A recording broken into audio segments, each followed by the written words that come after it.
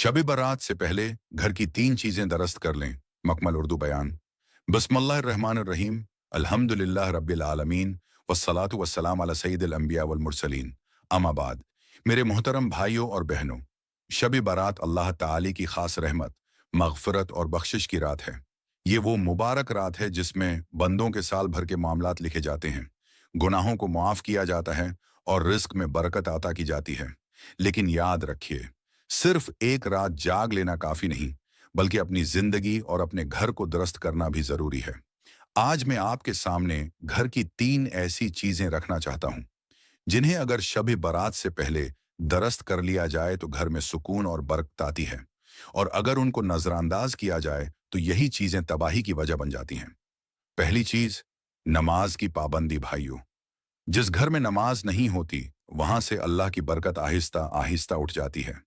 हम शब बरात में निफल पढ़ते हैं, जिक्र करते हैं, दुआएं मांगते हैं, लेकिन क्या हमने ये सोचा फजर की नमाज रोजाना अदा होती है या नहीं? घर के मर्द नमाज के पाबंद हैं या नहीं?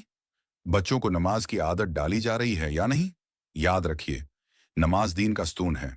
जिसने नमाज छोड़ दी उसकी जिंदगी बेसुकून हो जाती है। आज शब बरात से पहले पक्का इरादा कर लें, नमाज किसी हाल में नहीं छोड़ेंगे, अपने घर को नमाज वाला घर बनाएंगे। दूसरी चीज, घर का माहौल और आपसी ताल्लुकात। मेरे भाइयों और बहनों, आज घरों में परेशानी की सबसे बड़ी वजह गरबत नहीं, बल्कि लड़ाई, नफरत और बद अखलाकी है। मियाँ बीवी में झगड़ा, सास बहू में कड़वाहट, भाई भाई में दुश्मनी। ऐसे घरों के बारे में नबी सल्लल्लाहु अलैहि वसल्लम की तालीमात हमें बताती हैं कि जहां दिल टूटे हों वहां रहमत के फरिश्ते ठहरते नहीं।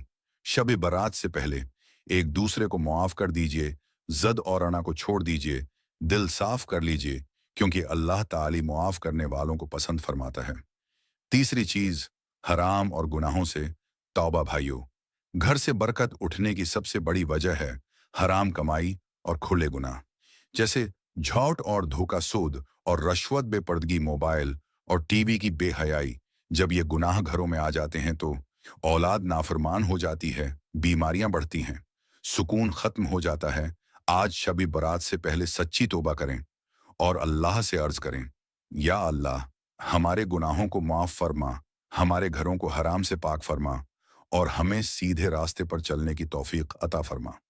आखिरी नसीहत मेरे अजीज भाइयों और बहनों, अगर आप चाहते हैं कि घर में सुकून हो, रिज्क में बरकत हो, औलाद नेक बने, परेशानियां दूर हों, तो शब बारात से पहले उन 3 चीजों को जरूर दुरुस्त कर लें। नमाज, आपसी ताल्लुकात, गुनाहों से सच्ची तौबा। अल्लाह ताली हमें अमल की तौफीक अता फरमाए। आमीन या रब्बल आलमीन।